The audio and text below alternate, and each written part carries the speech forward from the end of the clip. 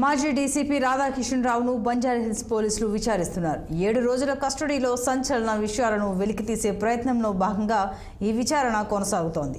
Phone tapping పై ED కూడా రంగంలోకి దిగే అవకాశాలు కనిపిస్తున్నాయి. ఎలా చూసుకున్నా ఫోన్ ట్యాపింగ్ కేసులో సంచలన విషయాలు వెలుగు చూసే అవకాశాలే కనిపిస్తున్నాయి.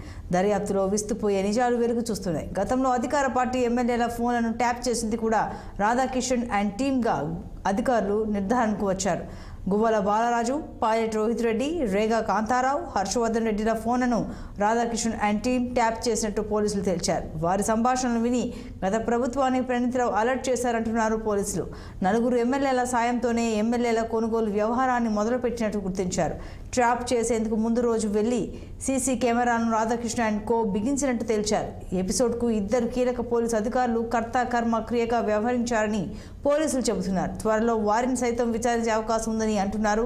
ఫోన్ ట్యాపింగ్ ఇష్యూ ఏమో కానీ ఎమ్మెల్యేల కొనుగోలు కేసు మళ్లీ తెరపైకి రాబోతోంది. ప్రభాకర్ రావు, రాధాకిషన్ రావు నేతృత్వంలోనే ఎమ్మెల్యే కొనుగోలు ఫామ్ హౌస్ ఎపిసోడ్ జరిగిందని తేల్చారు పోలీసులు. ఎమ్మెల్యే కొనుగోలు ఎపిసోడ్ మాజీ ముఖ్యమంత్రి కేసీఆర్ డైరెక్షన్లోనే జరిగిందని ఆరోపిస్తున్న కాంగ్రెస్ డీజీపీ ఇచ్చిన ఫిర్యాదుపై సమగ్ర విచారణ జరిపితే బీఆర్ఎస్ నాయకుల పేర్లు బయటకు వస్తాయని అంటున్నారు.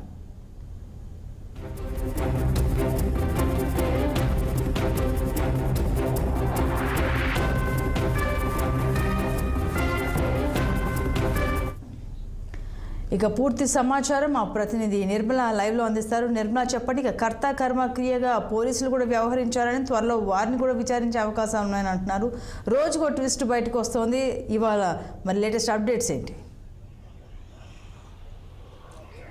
అవును సంతోషి, ఇప్పుడు దేశంలోనే మన రాష్ట్రంలోనే ఫోన్ ట్యాపింగ్ కేసు అనేది చాలా దుమారం రేపుతుందని కూడా చెప్పుకోవచ్చు. ఈ ఫోన్ ట్యాపింగ్ కేసు మొత్తం ప్రణీత్రావు అలాగే రాధాకిషన్ చుట్టే తిరుగుతుందని కూడా చెప్పుకోవచ్చు.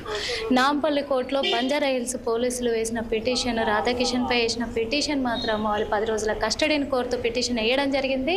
కానీ 7 రోజుల కస్టడీకి మాత్రము నాంపల్లి కోర్టు నిన్న తీర్పుని ఇవ్వడం జరిగింది. ఆ కోర్టు ఆదేశాల ప్రకారమే ఈరోజు చెంచల్గూడ జైలు నుంచి రాధాకిషన్ని బంజారాహిల్స్ పోలీస్ స్టేషన్కి అయితే తరలించడం జరిగింది. ఇప్పుడు కస్టడీకి తీసుకొని గత 4 గంటలుగా కూడా రాధాకిషన్ని విచారిస్తున్నారు బంజారాహిల్స్ పోలీసులు. కానీ ఈ కర్త కర్మ క్రియ అన్నీ కూడా రాధాకిషన్ అండ్ ప్రభాకర్ రావే వహించారు అనే విషయం కూడా తెలుస్తుంది. ఇది బీఆర్ఎస్ నాయకుల హయాంలోనే, వాళ్ళ కనసైగల్లోనే మొత్తం కూడా నడిచినట్టుగా కూడా తెలుస్తుంది. అలాగే రాధాకిషన్ రావు హైదరాబాద్లోనే ఒక ఫామ్ హౌస్ని ఏర్పాటు చేసుకొని అందులో అన్ని డేటా సిస్టమ్ కానీ ఫోన్ ట్యాపింగ్ కానీ అన్ని చేసినట్టుగా కూడా తెలుస్తుంది. అదే కాకుండా గత ప్రభుత్వంలో అధికారంలో ఉన్న ఎమ్మెల్యేల ఫోన్లను కూడా అప్పుడు గత ప్రభుత్వంలో ఉన్న అధికారులు ట్యాప్ చేసినట్టుగా, ఫోన్లను ట్యాప్ చేసినట్టుగా కూడా సమాచారము అందించారు పోలీసులు అయితే. కానీ ఆ అధికారంలో ఉన్న ఎమ్మెల్యేలను కూడా ట్యాప్ చేయడం అనేది అది అంత సమంజసం కాదు. ఈ ఫోన్ ట్యాపింగ్ పాల్పడే ఒక రోజు ముందు నుంచి కూడా రాధాకిషన్ రావు సీసీ కెమెరాలని రూమ్లో ఏర్పాటు చేసినట్టుగా తెలుస్తుంది. అదేవిధంగా ఆ సీసీ కెమెరాల ద్వారా వీళ్ళు ఎక్కడికి వెళ్తున్నారు, ఏంటి, ఎవరితో మాట్లాడుతున్నారు, ఎవరెవరితో ఎలాంటి లావాదేవీలు చేస్తున్నారు అనే సమాచారాన్ని కూడా ఆ సీసీ కెమెరాల ద్వారా వీళ్ళు సేకరించి ఎక్కడికక్కడ గట్టిగా నియమ నిబంధనలను పాటించి కూడా వాళ్ళని ట్యాప్ చేసినట్టుగా కూడా పోలీసులు గుర్తించడం జరిగింది. అదేవిధంగా ఇప్పుడు రాధాకిషన్ని గట్టిగా ఈ 7 రోజుల విచారణలో మాత్రము కఠినంగా వాళ్ళు విచారిస్తే మాత్రం అన్ని విషయాలు కూడా బయటపడే అవకాశాలు ఉన్నాయి. బీఆర్ఎస్ నేతలు కూడా ఎవరెవరు ఉన్నారు వాళ్ళందరికీ కూడా బయటకు వచ్చే అవకాశం ఉంది. వాళ్ళ పేర్లు కూడా బయటకు వచ్చే అవకాశం ఉంది. ఎందుకంటే ఇప్పటికే చాలామంది బీఆర్ఎస్ నేతల పేర్లు కూడా వినబడుతున్నాయి.